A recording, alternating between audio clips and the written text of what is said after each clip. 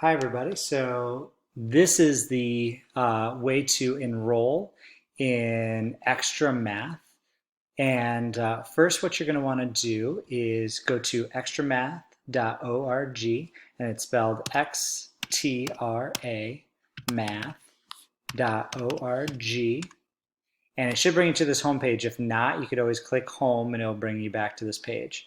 And it's actually very simple. All you have to do is click enroll, and it requires a parent's email. Now, this does not have to be a real email. It could actually be a made-up email if you don't want to use a real parent's email, or if they want to get feedback on how you're doing with your math on Xtramath. The parents can put in their real email address. Your enrollment code is a long code with some dashes in the middle, and your teacher will provide you with that code. And then once you do that, you click on this button here and then click enroll, and you're all set. That's all you need to do to get onto your Xtramath. All right, good luck.